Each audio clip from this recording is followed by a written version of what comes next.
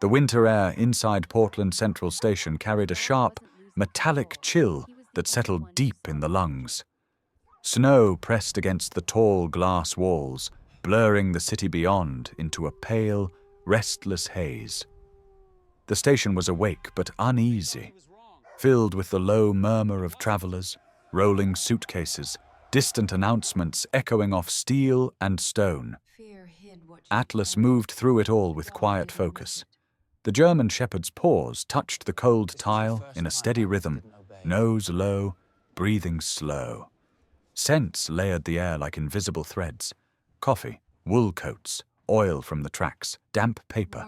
Fear, faint but constant, clinging to humans the way snow clung to their boots. Atlas sorted it all without effort. This was his work. This was what he knew. Beside him walked Silas Monroe, his hand relaxed around the leash, his pace unhurried. To most people, Silas looked like another security guard in a navy jacket with a city patch stitched to the shoulder. Tall, quiet, forgettable. Atlas knew better. He always did. They had walked this route 100 times, past the ticket counters, past the benches near the east exit, past the coffee stand where the barista always dropped crumbs. Atlas sniffed, paused, adjusted his path, then continued. Stop, smell, turn, move on. Routine, ordinary, safe, until it wasn't. Atlas stopped so suddenly the leash snapped tight. Silas felt it instantly, the sharp pull, the tension that traveled straight up his arm. He looked down, already opening his mouth. Easy, boy. Atlas did not move. His ears lifted, his spine stiffened. Every muscle locked as his head turned toward a bench near the glass wall. A woman sat there, small and folded in on herself, wrapped in a grey coat that swallowed her frame. A wheelchair, thin white hair tucked under a blue knit cap. Her hands clutched a faded canvas bag against her chest, as if it were the only thing holding her upright. She looked harmless, invisible even. Atlas felt something else. The first bark exploded out of him without warning, deep, violent, loud enough to shatter the steady hum of the station. Conversations stopped mid-sentence. Footsteps faltered, heads turned. Another bark followed, then another. People recoiled. Someone screamed. A man near the coffee stand raised his phone, already recording. A woman dragged her child backward. The sound echoed off glass and steel, sharp and unforgiving. Silas tightened his grip. Atlas, heel. The command meant nothing. Atlas lunged forward, pulling hard, his paws scraping against the tile. His body was rigid, eyes locked on the woman in the wheelchair. His tail was stiff, not wagging. This was not excitement, not confusion. His barks came fast and desperate, like warnings thrown into the air. The woman gasped. Her breath hitched as she pressed the canvas bag tighter to her chest. Her eyes were wide, shining with sudden terror. "Please!" she cried, her voice thin and shaking. "Please make him stop!" Silas stepped between her and the dog, without thinking, bracing his feet. His voice cut through the chaos, calm but sharp. "Atlas, down." Nothing. A young man in a security vest rushed over, panic written across his face. "What is this? Control your dog." Silas did not answer. His eyes stayed on Atlas, on the way his chest heaved, on the way his gaze never wavered from the woman's bag. This was wrong. Atlas did not bark like this. He never barked like this. The crowd pulled back farther now, forming a loose circle. Whispers rippled outward. Dangerous dog. Out of control. Someone yelled for police. The woman shook, tears streaking down her face as she pleaded again. "Please, I did not do anything." Atlas barked once more, louder than before, his body trembling with urgency. It was not anger. It was fear sharpened into sound. A warning pushed to its breaking point. Silas dropped to one knee, forcing the leash shorter, his voice low and steady now. "Easy, partner. Talk to me." Atlas did not look at him. He could not. Whatever had caught his senses held him completely. The woman's hands slipped on the canvas strap. For a brief moment the bag tilted, just enough for its weight to shift. Atlas reacted instantly, surging forward with a growl that rolled deep in his chest. People shouted. Someone swore. Silas felt it then. Not understanding, not certainty, just a cold, familiar tightening in his gut. The kind that came before things went wrong. He pulled Atlas back with everything he had, positioning himself between the dog and the woman. Sirens wailed faintly somewhere outside, swallowed by the snow. The station stood frozen, suspended between fear and judgment.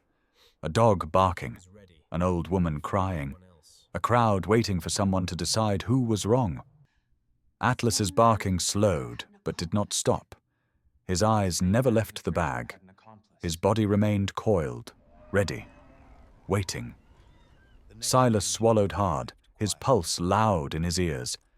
He did not know what Atlas sensed. He only knew this. Atlas had barked like this before.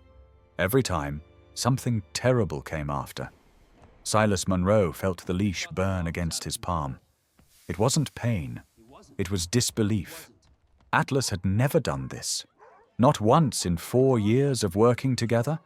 Not in crowded terminals. Not during bomb drills. Not when drunk passengers lunged too close or when alarms screamed for no reason. Atlas always listened, always recalibrated, always trusted Silas the way Silas trusted him. But now the dog leaned forward with his full weight, muscles locked, breath coming hard through flared nostrils. The leash stayed tight no matter how Silas adjusted his grip. "Atlas," Silas said again, slower this time. "Easy." Nothing. The barking had stopped, but that was worse. Atlas stood rigid, eyes fixed, body angled towards the wheelchair, as if the rest of the station no longer existed. Silas straightened, suddenly aware of how many people were watching him instead of the dog. Phones were up now. A man in a long coat whispered something sharp to his wife.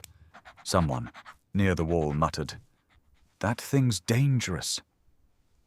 A voice cut through the tension. "Sir, you need to get control of that animal." Silas turned. Evan Brooks stood a few feet away, fresh-faced, early 20s, security badge still too clean. He held his radio awkwardly, like it was the first time he'd ever needed it. "It's just an old lady," Evan added, lowering his voice but not enough. "You're scaring people." Silas looked back at Evelyn Hart. She hadn't moved. Her shoulders trembled with shallow breaths, her hands clenched around the canvas bag so tightly her knuckles had gone white. Her eyes darted between Silas and Atlas, panic plain and unguarded. She did not look like a threat. That was the problem. "I know what it looks like," Silas said, keeping his voice level. He didn't raise it, didn't need to.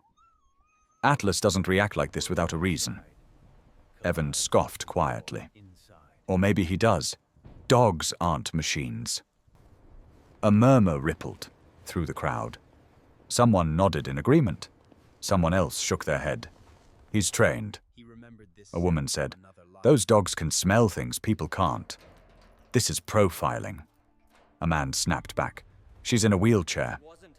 Silas felt the station closing in around him. Not physically, socially. The invisible pressure that came when everyone wanted an answer immediately, and none of them wanted complexity. He glanced down at Atlas. The dog's ears flicked once, but his focus never broke. It was as if Silas wasn't there at all. That scared him more than the barking. "Sir," Evan said again, firmer now. "If this turns into a complaint, it's on you." Silas knew that tone. He'd heard it in different forms his entire life. "Follow procedure. Avoid escalation. Don't make waves, especially when the optics are bad." He could end this right now. Pull Atlas back. Apologize. Let the woman go. Write it off as a false alert and move on. The crowd would disperse. The key. Phones would lower. The station would return to noise and movement. Silas hesitated. He did not want to drag a frightened elderly woman into something bigger than she could understand. He did not want her name passed around on reports or her face frozen on someone's screen. He did not want to become another uniformed man people whispered about online. But he also knew this truth, sharp and unavoidable. The last time Silas had ignored Atlas's instinct, someone had not come home. The thought hit him like a cold wave. He pushed it down just as quickly, refusing to let it show on his face. He exhaled slowly and made his choice. "All right," Silas said. "No one's under arrest. No one's being accused of anything." Evelyn looked up at him, eyes wet. "Then why is he doing this?" she asked, her voice barely holding together. "I don't know yet," Silas answered honestly. "But I need to make sure everyone here is safe, including you." He turned to Evan. "We're moving this to a private room." Evan blinked. "For what? The scanner already cleared her."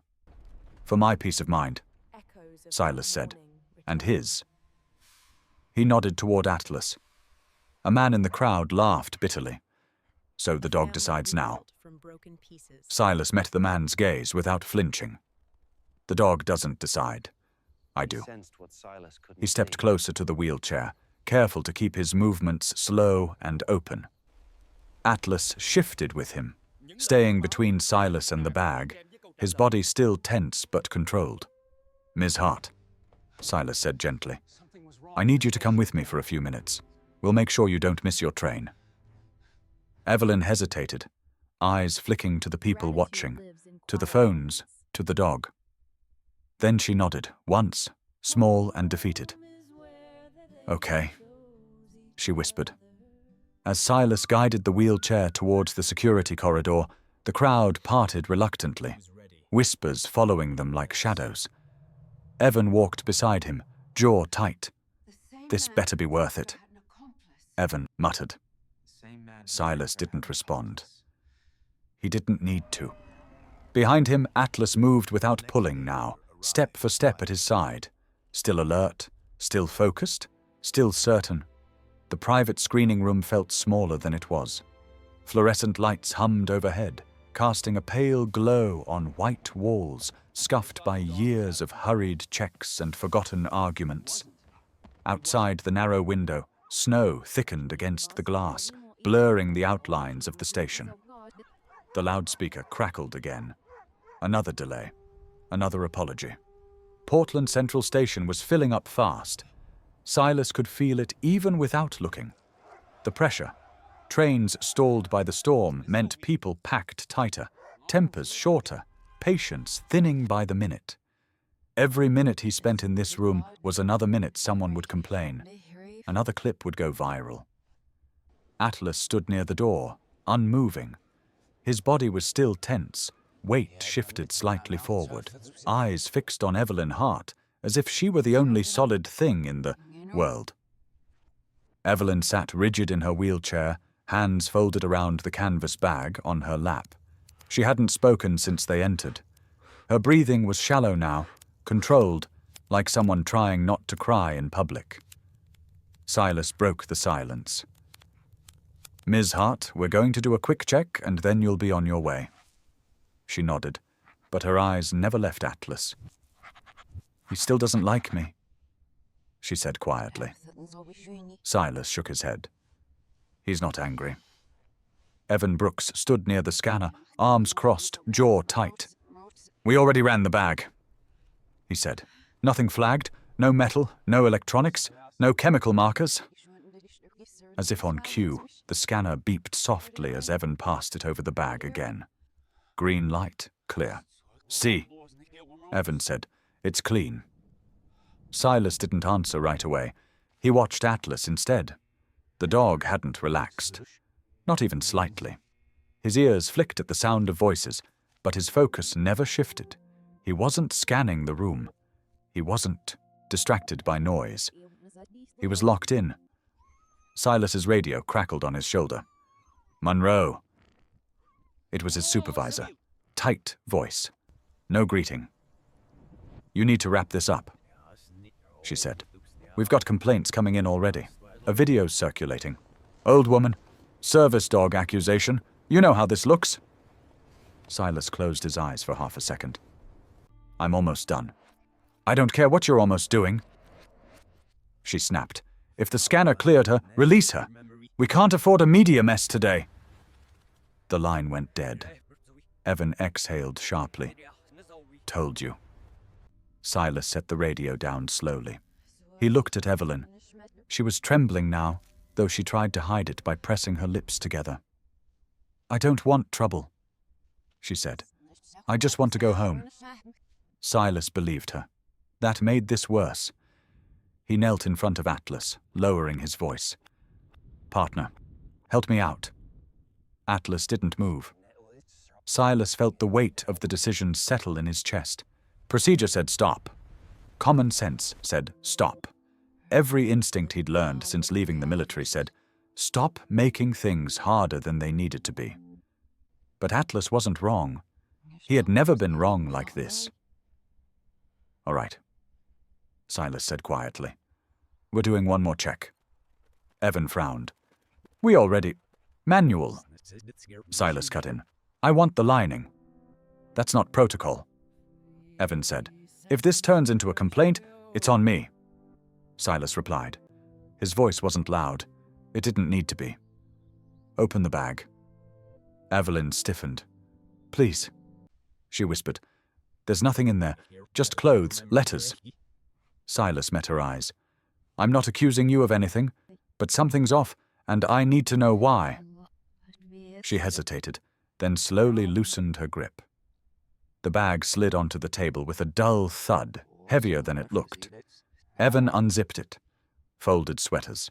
An envelope tied with twine. A small plastic pill organizer. Nothing. Unusual.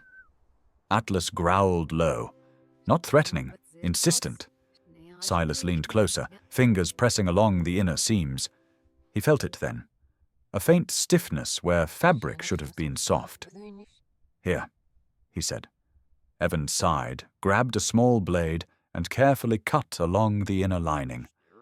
The fabric parted with a quiet tear. Something dark fell onto the table. Tiny, rectangular, barely larger than a grain of rice. Evan stared. That's not anything dangerous." Silas didn't touch it yet. He didn't need to. He knew enough to understand what it wasn't. Not a bomb, not a weapon. Atlas suddenly went still. Then, just as suddenly, he sat. Calm, controlled. His body relaxed as if a cord had been cut. He turned away from the table and stepped toward Evelyn, pressing his side gently against her wheelchair. Evelyn gasped, startled. Then she froze as Atlas leaned into her, solid and warm. "I don't understand," she whispered. Neither did Silas. Not fully. The room fell silent. No barking, no arguing, just the soft hum of the lights and the muffled noise of the station beyond the walls. Silas picked up the tiny object at last, holding it between his fingers. It was smooth, cold, purposeful. No one spoke. Outside, snow continued to fall. The ambulance doors closed with a dull, final thud, sealing out the noise of the station. Inside, the air smelled of antiseptic and cold fabric. Evelyn Hart lay strapped to the stretcher, her eyes half closed, her breathing shallow but steady. Snow streaked past the small rear windows, white and endless, blurring the city into something distant and unreal. Silas sat on the narrow bench along the wall, his gloved hands resting on his knees. Across from him, Atlas lay on the floor of the ambulance, body stretched long, head lifted just enough to watch Evelyn's chest rise and fall. The dog did not blink, did not shift, as if movement itself might invite something bad back into the room. A paramedic checked Evelyn's pulse, then nodded once. "She's stable. Probably exhaustion. Shock. We'll know more at the hospital." Silas thanked him quietly, though the words felt thin. His eyes drifted to the window again, to the way snow erased the world outside inch by inch. It reminded him of another place, another kind of white that swallowed sound and direction. Afghanistan had looked like that sometimes. Not snow, but dust. Pale, blinding dust that coated everything. Weapons, skin, thought. The memory came without asking. They were moving through a narrow village road just before dawn. Atlas had been younger then, leaner, his coat darker with grime. The convoy had slowed. Too quiet. Atlas had stopped, just like today. Ears up, body rigid. A bark ripped from him, sharp and urgent, echoing off the mud walls. Silas had almost ignored it. Someone behind him had laughed. "Dog's jumpy." Then the ground had opened. The explosion came seconds later. Heat, sound, pressure that knocked the breath from his lungs. When Silas came back to himself, the air was thick with smoke and screaming. One of their men never stood up again. Atlas had dragged Silas by the vest, teeth locked, away from the wreckage while the world burned behind them. The ambulance hit a bump, jolting Silas back to the present. He sucked in a breath, realizing his jaw had clenched hard enough to ache. Portland General Hospital rose out of the storm like a block of light. Inside, the halls were quiet in the way hospitals always were during snowstorms. Too quiet, the kind of quiet built on waiting. Evelyn was taken for tests, blood work, scans, questions asked gently, then repeated louder when she didn't answer fast enough. Silas stayed just outside the room, leaning against the wall, arms crossed. Atlas sat at his feet, eyes trained on the door. Snow pressed against the hospital windows, soft and relentless.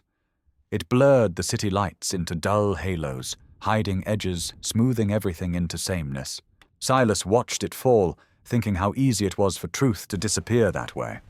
Covered, muted, forgotten. A nurse passed by and paused.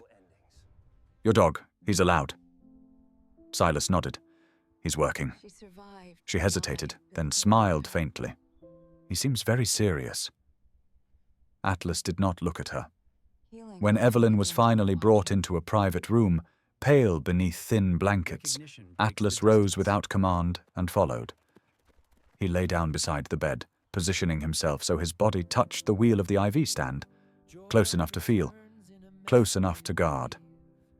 Evelyn stirred, eyes fluttering open. She noticed the dog first. "Oh," she whispered, voice hoarse. He stayed. Silas pulled a chair closer. He usually does. Atlas rested his chin on his paws, breathing slow and even. The tension that had gripped him at the station was gone, replaced by something quieter. Watchfulness, not alarm. The machines hummed softly. Outside, snow continued to fall, layering the city in silence. The past pressed gently against the present, not loud now, but persistent. Silas leaned back, staring at the white blur beyond the glass. He did not know what the tiny device from the bag meant yet. He did not know who had put it there or why. He only knew this. Atlas had recognized danger long before anyone else had believed it existed. And somewhere beneath the snow, beneath the calm hospital lights, the truth was waiting to be uncovered. The headline appeared before Silas even sat down. "Security dog terrorizes elderly woman at Portland Station." It glared from the muted television mounted high on the hospital wall, looping grainy footage shot from 3 different phones. Atlas barking, Evelyn shrinking into her chair, Silas stepping in front of her, arms out, face tight. The clip cut before context could catch up, before silence replaced chaos. Silas watched it once, then looked away. By the time his supervisor called, the video had already spread. Morning shows, local feeds, comment sections blooming with certainty. Out of control, abuse of authority. That poor woman.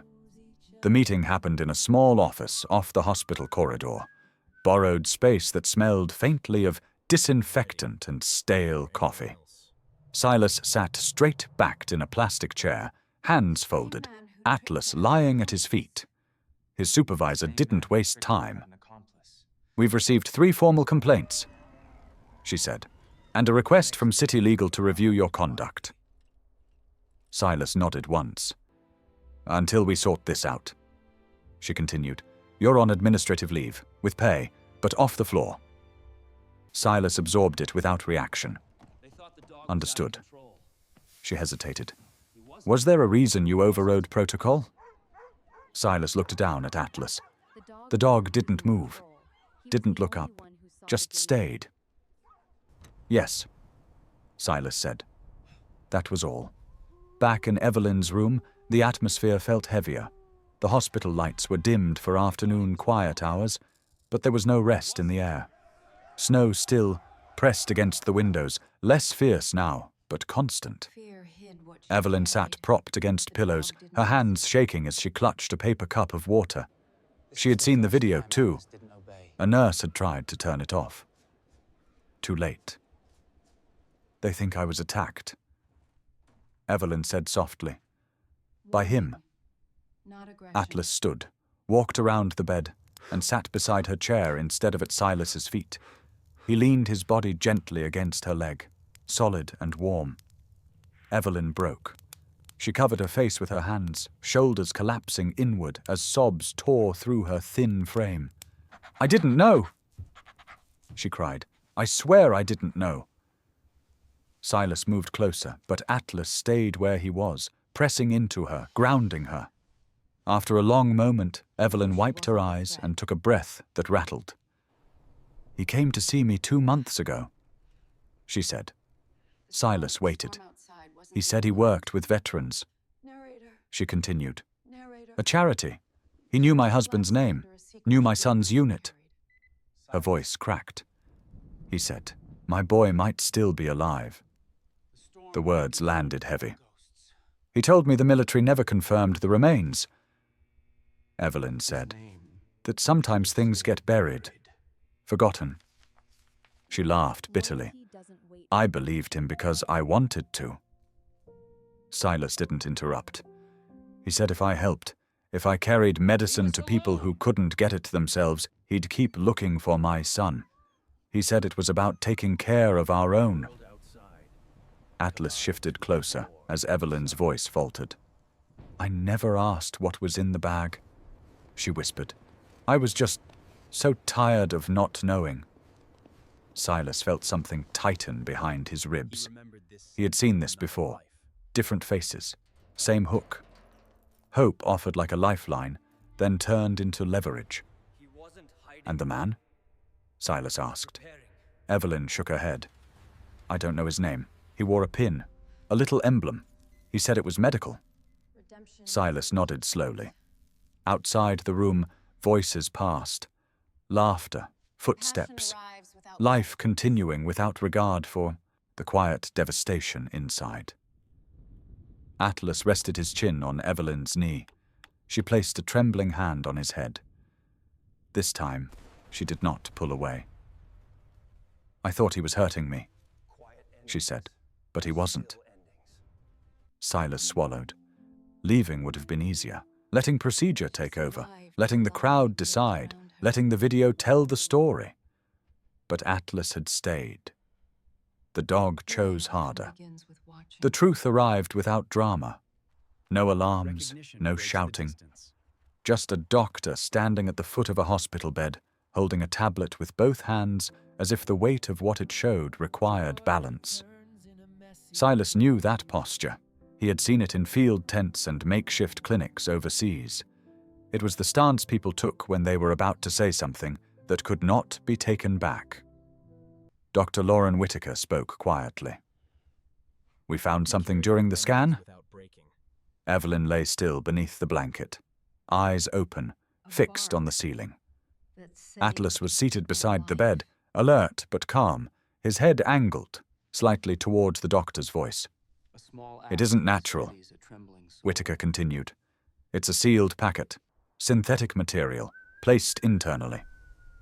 Silas felt the room narrow. Placed how? The doctor hesitated, deliberately. Evelyn's fingers twitched. What does that mean? It means, Whitaker said gently, that if it ruptures, the substance inside would enter your bloodstream almost immediately. The dosage alone would be fatal. Silence filled the space between them. Evelyn turned her head slowly. So I was carrying it. Whitaker nodded. You didn't ingest it knowingly. It was implanted, likely during a medical procedure. Evelyn laughed once, a soft, broken sound. I haven't had surgery in years. Silas already knew the answer before Whitaker spoke again. Injections, routine treatments, vitamin shots, pain management. The words landed one by one, each heavier than the last. Evelyn's breath hitched as understanding crept in. They said it would help my joints, she whispered. They said it was safer than pills. Atlas shifted suddenly. His ears lifted. A low sound vibrated in his chest, not a growl, not a bark. Something unsettled. Whitaker tapped the screen, bringing up another image. We cross-referenced the material with federal databases. It matches compounds tied to an ongoing investigation. Silas straightened. Investigation into what? Smuggling. Whitaker said. Trafficking. Disguised as medical outreach for veterans? The pieces aligned with brutal clarity. The chip, the bag, the false charity. Elderly carriers, invisible people, trusted faces. Evelyn closed her eyes. He said he was helping us, she murmured, helping families who were forgotten. He was helping himself. Silas said quietly. Whitaker hesitated, then added, There's something else. She turned the tablet so Silas could see the name on the report. Dr. Victor Hale. The room seemed to tilt. For a moment, Silas was no longer in a hospital. He was back under a canvas roof that flapped endlessly in the desert wind. Hale stood over an operating table, sleeves rolled, hands steady, even as the ground shook from distant fire. Hale who stitched men back together with precision and patience. Hale who spoke about duty like it was oxygen. Silas exhaled slowly. He was my CO, Silas said. Medical command? Whitaker watched his face carefully. You know him. I knew who he was supposed to be, Silas replied. Atlas rose to his feet. The sound of Hale's name had changed something. His body stiffened, head lifting, eyes darkening with recognition that had nothing to do with scent. He stepped closer to Silas, pressing against his leg, as if anchoring him to the present. Evelyn looked between them. Is he the one who spoke to me? Silas nodded once. Yes. He promised to look for my son. Evelyn said, tears spilling freely now. He said he understood what it was like to lose people the world stopped caring about. Silas felt the weight of that sentence settle in his chest. Hale had always known how to speak to grief. He had known how to dress exploitation as compassion. The truth isn't buried treasure, Silas said softly. It's a broken promise. Evelyn sobbed, her shoulders shaking. Atlas moved closer, placing his head against her arm, steady and unflinching. And it's a responsibility. Silas continued, more to himself now than anyone else. One I walked away from. Whitaker glanced between man and dog, then said quietly, We can remove the packet, carefully. But whoever did this won't stop unless they're stopped. Silas nodded. His gaze never left the name on the screen. Atlas let out a low, warning breath. Not anger, not fear. Recognition. The past had found them again. The operation began before sunrise, when the city was still wrapped in a grey half-light, and the snow along the harbour had hardened into a thin crust. No sirens, no flashing lights, No dramatic convoy barreling down the road. Just two unmarked SUVs rolling quietly toward a row of abandoned warehouses on Portland's industrial waterfront. This was how justice moved when it didn't want to be seen. Slow, careful, intentional. Silas rode in the back seat of the second vehicle, Atlas sitting upright beside him. The dog's breath fogged faintly against the window, but his body was still, a coiled, silent readiness that echoed the tension in Silas's chest. Across the harbor, gulls cried into the wind, the only real noise for miles. The tactical team filed out without a word, boots crunching softly over snow. No one barked orders. No one raised their voice. Every movement had been discussed hours earlier in briefing rooms lit by fluorescent bulbs and weary determination. Silas wasn't officially part of the task force anymore, not while he was on administrative leave. But they allowed him here. Maybe because he had history with Hale. Maybe because of Atlas. Maybe because someone in command sensed that for justice to feel complete, some burdens had to be carried by those who knew their weight. The lead agent lifted 2 fingers. The team formed up. Atlas leaned forward, muscles tight. Silas placed a hand on his back. Not yet, he whispered. The side door of the warehouse opened with barely a sound as the breaching tool did its work. The team slipped inside like shadows. Silas and Atlas followed, keeping behind the main line. Inside the warehouse was dim, lit only by a few hanging bulbs that flickered over rows of metal shelves. The smell of chemicals lingered faintly, mingled with the cold. Dr. Victor Hale stood at a desk in the center of the room. He was older now, hair thinner, shoulders curved inward. He didn't reach for a weapon. Didn't run. Didn't even look surprised. It was as if he had been waiting for this moment, listening to footsteps he knew would eventually come for him. "Victor Hale," the lead agent said, voice steady but soft. "You're under arrest." Hale looked up slowly. His eyes shifted past the badges, past the armored vests, past the weapons. They landed on Silas. Quiet, resigned recognition settling into his expression. "Monroe," he said. "I wondered if they'd send you." Silas didn't answer. There was nothing left to say. Hale didn't resist. He lifted his hands, wrists loose, not trembling. The cuffs clicked into place with a muted metallic sound that felt strangely final. No shouting, no struggle, no declarations of innocence or guilt. A man who had once saved lives, then quietly destroyed them, walked out between 2 agents as if he were leaving another routine shift. Snowflakes drifted into the doorway and caught in his hair. He didn't brush them away. Silas and Atlas stepped deeper into the warehouse. There was no dramatic evidence lying around, no piles of money, no crates of contraband, just a few medical crates, some invoices, a cot in the corner. Evil did not always announce itself loudly. Sometimes it lived in the quiet, behind paperwork and gentle voices. Sometimes justice had to be just as quiet to reach it. Outside, the SUVs pulled away without fanfare. No news vans were waiting. No curious crowds gathered. Hale was gone before anyone on the block even knew something had happened. Back at the hospital, Evelyn Hart sat upright in her bed, thin hands folded in her lap. The nurse entered first, followed by Silas and Atlas. "It's over," Silas told her. "He won't hurt anyone else." Evelyn's eyes glistened, though no tears fell. Relief did not come as joy. It came as breath finally released after weeks of holding it too tightly. "And they believe me?" she asked. Silas nodded. "You're clear of everything. You were used, but you're safe now." Evelyn looked at Atlas. He knew before anyone else. Atlas stepped forward and rested his head gently against her knee. Evelyn's trembling fingers sank into his fur. There were no cheers, no applause, no triumphant music swelling in the background.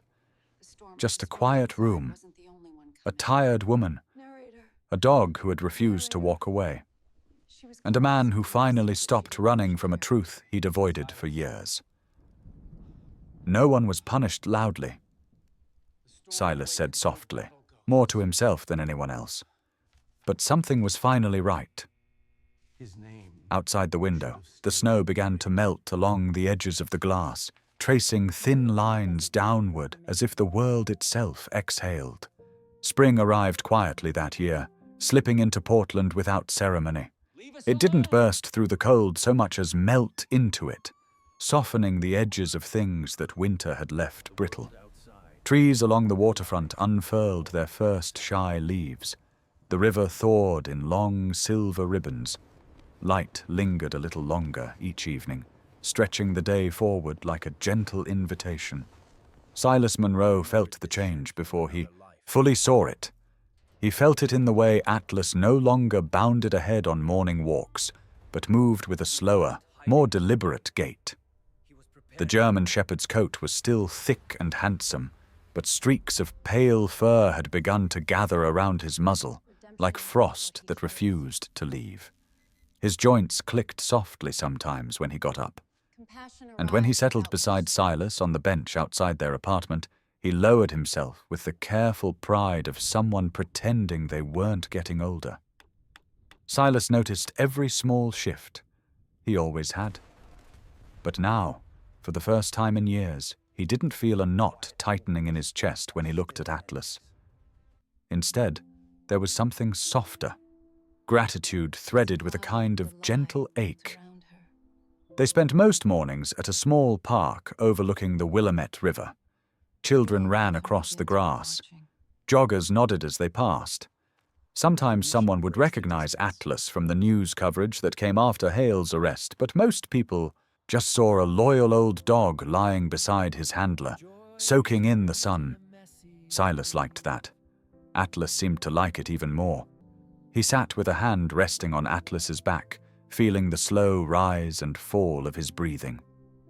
"You earned the quiet," Silas murmured. "Both of us did."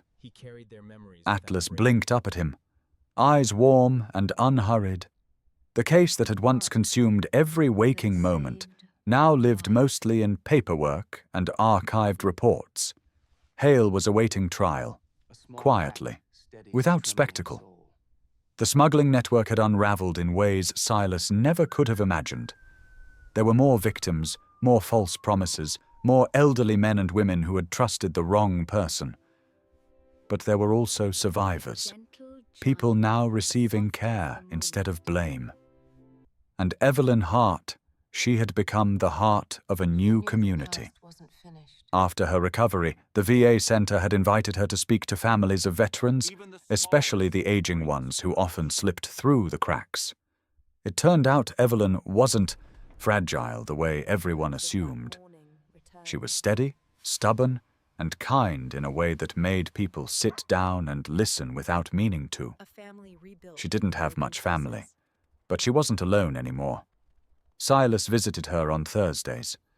He always brought Atlas, who walked slowly through the VA courtyard, but lifted his ears every time he saw her.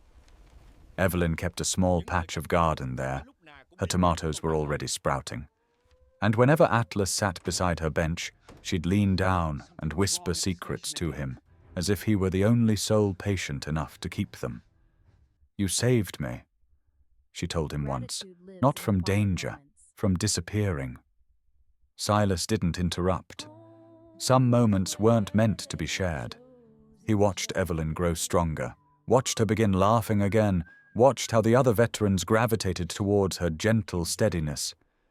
She had lived through many losses, but now she carried her days with purpose instead of fear. Spring sunlight turned her silver hair into something almost luminous. One afternoon, after dropping Atlas off at the VA center for a therapy session, Silas sat alone on a bench outside. The breeze smelled faintly of pine and warm earth. A group of veterans gathered nearby, laughing about something Silas couldn't hear. He closed his eyes for a moment, letting the sound wash over him. For years, he'd lived with the weight of decisions he couldn't change. The men he'd lost, the instincts he'd ignored, the guilt that had followed him home like a second shadow. He had tried outrunning it. He had tried burying it. But in the end, it had taken a dog barking in a crowded train station to force him to stop and turn around. He wasn't healed. He doubted he ever would be in the way people expected. But he felt lighter, different, grounded in ways he couldn't name. When Atlas emerged from the therapy room, he moved slowly but proudly, tail swishing once in greeting. Children visiting their grandparents reached out to pet him, and he accepted each touch with patient grace. Evelyn followed behind him, smiling as she adjusted the knitted shawl around her shoulders. "He's popular," she said. "He always has been," Silas replied. Atlas trotted to Silas's side, leaning against his leg with the familiar weight that anchored him to the earth. Silas rested a hand on the dog's back. "Ready to go home, old man?" Atlas huffed twice, as if answering. They walked toward the parking lot, slow and steady, the shadow of winter far behind them. Spring had not erased what happened, but it had softened it, given it shape, given it meaning. And as Silas glanced down at Atlas, older now, calmer but still carrying that quiet, unwavering certainty, he felt peace settle into his bones. Not the dramatic kind, not the triumphant kind, the quiet kind, the real kind, the kind you earn one breath, one step, one season at a time. Spring kept unfolding across the city, and with it came a new rhythm, one that did not revolve around alarms, emergencies, or the split-second decisions that had once defined Silas Monroe's life. Instead, his days began in quieter ways now. Coffee on the porch, slow walks with Atlas, conversations that did not feel rushed or heavy. But the world had not forgotten what happened at Portland Central Station. It simply remembered it differently than the headlines first suggested. At the elementary school near the river, teachers began inviting therapy animals to visit their classrooms. Dogs that were gentle, predictable, good for nervous kids learning to read. But when Atlas walked into a second-grade classroom for the first time, something shifted. The children went silent, not out of fear, but awe.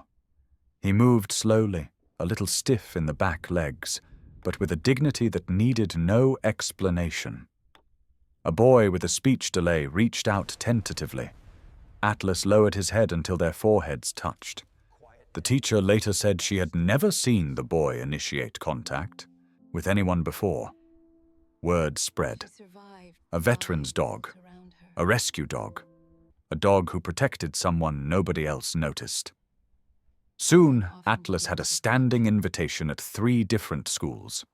Silas would sit in the back of the room, arms folded, watching as Atlas allowed a dozen tiny hands to pet his ears and stroke the fur along his neck. The children always asked the same question. What did he bark at? What did he see? How did he know? Silas never gave the full explanation. It wasn't about the smuggling ring or Victor Hale or the microchip hidden in a worn canvas bag. Those details belonged to official reports and courtrooms. Instead, he'd say something simple. Atlas knows when someone needs help. And the kids accepted that. Completely. Beautifully. On Fridays, Atlas visited the PTSD Center for Veterans, a place Silas had avoided for years, convinced he could manage everything on his own. Now he watched from the hallway as Atlas settled beside men who stared too, long at the floor, and women whose voices trembled when they spoke about nights that were still too loud. One afternoon, a Marine named Carter, big as a wall but shaking in his hands, lowered himself slowly onto the floor beside Atlas. He whispered, "I haven't slept in 3 days." Atlas shifted forward and rested his head on Carter's lap. Just that. No barking, no commands, no pressure. Carter's shoulders crumpled. He wept into Atlas's fur for a long time. Afterward, he told Silas, "Your dog doesn't judge. He just stays." And Silas thought, yes, that's always been his gift. Even Evelyn's community at the VA center began telling the story, softly, like passing on an old tale meant to protect someone younger. They told it to new residents, to visiting families, to volunteers who came in carrying coffee and blankets. It was never sensational. It was never embellished into a heroic legend. It was told simply. One winter morning, in a crowded station, a dog barked and didn't leave. Everyone thought he was out of control. Everyone was wrong. He saw danger wrapped in loneliness, and he refused to walk away. Over time, the phrasing changed slightly, but the heart stayed the same. They began calling it the day the dog stayed. Sometimes the bark that saved her. Sometimes Atlas's warning. But the line that remained most often, the one that stuck to the story like a heartbeat, was always this: the dog barked and didn't leave. Silas heard it one day as he passed the courtyard at the VA center, where a young volunteer was pushing Evelyn's wheelchair near a bed of newly planted tulips. Evelyn was telling the story again, her voice steady, warm, almost amused by how unbelievable it sounded. "He barked so loudly the whole station froze," she said. "People thought he'd lost his mind, but he was the only one who truly saw me." The volunteer leaned down. "Weren't you scared?" Evelyn smiled softly. "In the moment, yes, but now, I think it was the first time anyone had noticed I was in trouble. I just didn't know it yet." Atlas lay beside her, chin on his paws, eyes half closed in the sunlight. Silas stood at a distance, hands in his pockets, and felt a quiet warmth settle under his ribs. This wasn't a story about crime or danger anymore. It wasn't even about him. It was about a dog who listened to instincts the world sometimes forgets to value, who sensed what others overlooked, who refused to abandon someone who needed protecting. In a way, Atlas had given the whole community something they didn't realize they were missing. A reminder that vigilance could be gentle and heroism could be humble. He wasn't just a working dog anymore. He was part of the fabric of the place, woven into conversations, memories, small acts of courage. Legacy didn't arrive with medals or speeches. It arrived in quiet moments, soft voices, hands that shook less because a dog was beside them. And as spring warmed the air and the trees grew thick with green, the story of Atlas continued to ripple outward, not as a warning, but as a comfort. A reminder that sometimes the loudest truth is found in a single bark, and the courage to stay when walking away would have been easier. The winter light at Portland Central Station had softened since the day everything unraveled. Now, months later, it glowed with a gentler hue, as if the building itself remembered what had happened and had finally learned to breathe again. Snow no longer piled in frantic drifts. It dusted the ground lightly, harmlessly, like an echo of the storm rather than the storm itself. Silas Monroe stood near the east entrance, the same stretch of tile where Atlas had first stopped, stiffened, and barked into the world's disbelief. He hadn't meant to return here today, but Evelyn had asked, quietly, almost shyly, to visit the spot where the dog saved my life. So Silas brought her. Evelyn Hart sat, wrapped in a thick navy scarf, her wheelchair positioned so she could see the flow of travelers moving through the terminal. She looked healthier than she had months ago, color returning to her cheeks, her gaze livelier. Healing had made her softer in some ways, sharper in others. Atlas lay at her feet, chin resting on his paws, ears alert but calm. His coat had grown a touch grayer around the muzzle, and he moved slower than he once did. But he carried himself with the confidence of someone who knew his purpose had already been proven. They lingered without speaking at first, letting the station's rhythm wash over them, luggage wheels clicking, announcements humming overhead, someone laughing into a phone, ordinary sounds that had once masked something extraordinary. Evelyn broke the silence. "Funny," she said softly. "I spent most of that morning wishing nobody would notice me. And then your dog noticed everything." Silas smiled. He always did have better judgment than I did. Atlas lifted his head, as if in agreement. Evelyn reached down and stroked between his ears, the kind of touch that held gratitude more than affection. Silas watched the two of them, his chest tightening with a familiar mix of pride and humility. He had carried guilt for so long, over choices he made overseas, moments when instinct and hesitation collided too late. But Atlas had given him something he hadn't expected that day at the station, a second chance to trust what mattered most. "You know," Evelyn said, eyes following a passing train, "people think control means being quiet, obedient, predictable, but that wasn't what saved me." She paused, her voice steady. "It was a dog who refused to stay silent." Silas exhaled, breath drifting pale in the air. "Sometimes control looks like chaos," he murmured, "until you understand what loyalty really is." Evelyn nodded. Maybe that's why the world needed to hear what he did, why people keep sharing the story. They stood together in the place where fear had turned into warning, where warning had turned into truth. This wasn't a grand ending, no medals, no headlines, just 3 lives tied together by a moment that had changed all of them.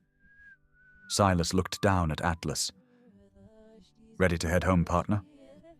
Atlas rose slowly, stretching, then pressed against Silas's leg in quiet affirmation. As they turned toward the exit, a passerby whispered to another, "Is that the dog from the video? The one who saved that woman?" Silas didn't turn around. He didn't need to. Some legacies walked on 2 feet, some on 4, and some didn't need anything more than a single bark to be remembered. Before they reached the doors, Evelyn glanced back at the station bench where she once sat clutching a worn canvas bag. "I used to think I was invisible," she whispered. Silas answered gently, "Not anymore." Outside, snowflakes drifted in slow spirals, softening the city's edges. Atlas stepped into the light first, his shadow stretching long across the pavement, steady and sure. Stories begin in chaos, but some end in clarity. Some end with a dog who wasn't out of control at all. Many people who hear stories like this say it reminds them of someone they once trusted with their life. Who does it remind you of? The late afternoon light outside Portland Central Station settled into a soft gold, the kind that made winter briefly look forgiving. Silas Monroe stood with his hands buried in the pockets of his jacket, watching the way the sun caught along the rails and turned the snow into a scattering of quiet sparks. Beside him, Atlas sat close, not leaning, not trembling, just present the way only an old working dog knew how to be.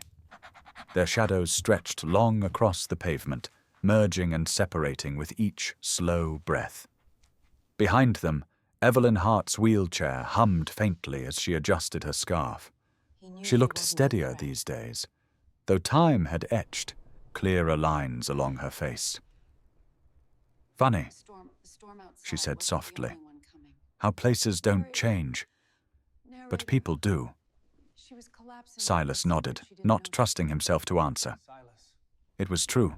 Months had passed since that morning. The barking, the panic, the revelation that cracked open a life she hadn't realized was in danger. But the station behind them didn't carry scars. People rushed in and out, checking tickets, sipping coffee, chasing schedules. The world kept moving long after crisis had quieted. Only those who lived it carried the echo. Atlas shifted slightly, ears tilting toward the distant whistle of a train. He didn't bristle the way he once had. No tension curled beneath his ribs. Still, his gaze stayed sharp, as if memory alone kept him alert. Evelyn followed the direction of his stare and smiled. "He still checks," she whispered, "still watching over people who don't even know they need it." Silas let out a breath that fogged faintly in the cold air. Some habits shouldn't be unlearned. A breeze swept through the station platform, lifting the corners of flyers taped to the old brick wall. Somewhere behind them, a conductor shouted final boarding. Travelers hurried past, coats flapping, boots thudding against cement. None of them recognized Silas. Fewer still noticed the dog. The world rarely paused long enough to honor quiet heroism.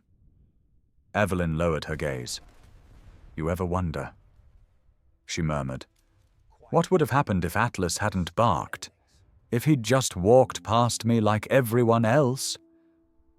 Silas didn't answer immediately. He remembered the moment too clearly. The pull of the leash, the shock of the first bark, the instinct to calm the dog, silence the disruption, keep the peace.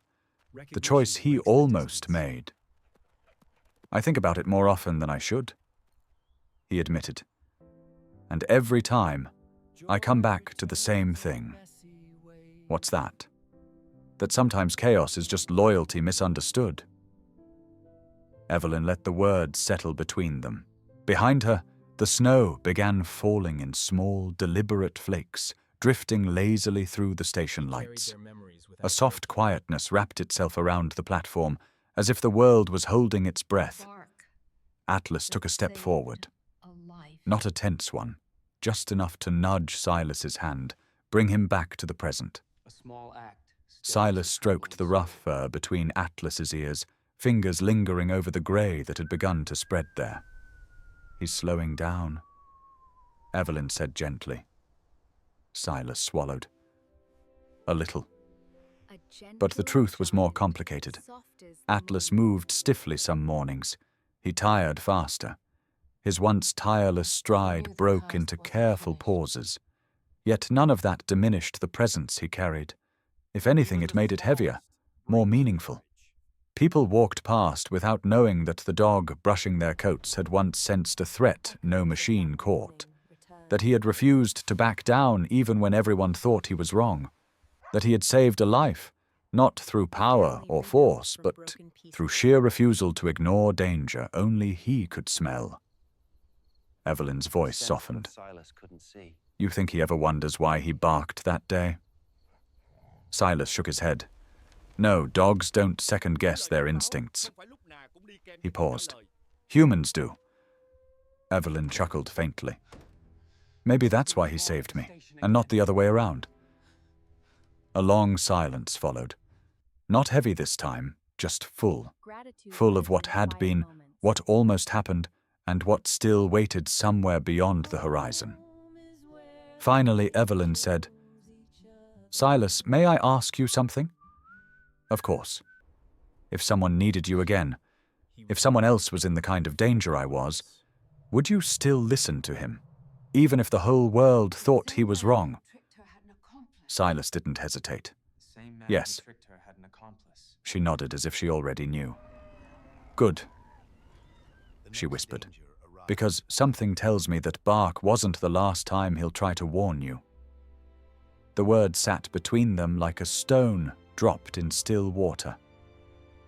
Silas turned toward Atlas, finding the dog already watching him. Those amber eyes, steady, ancient, tireless, held a question Silas could almost hear beneath the winter wind. "Are you ready when the next one comes?" Silas held the gaze for a moment, then exhaled. "I guess we'll find out," he murmured. Behind them, a train horn sounded, long, low, and strangely ominous. Atlas's ears pricked just slightly, only enough for Silas to notice. Maybe it was nothing. Or maybe, as Evelyn said, the world was already shifting again. The snow continued falling as the three of them stood there, an old woman who had survived the unseen, a dog who sensed what others dismissed, and a man who had learned the hard way that not all chaos is danger, but all danger begins with someone refusing to look away. Many people who hear stories like this say it reminds them of someone they once trusted with their life. Who does it remind you of?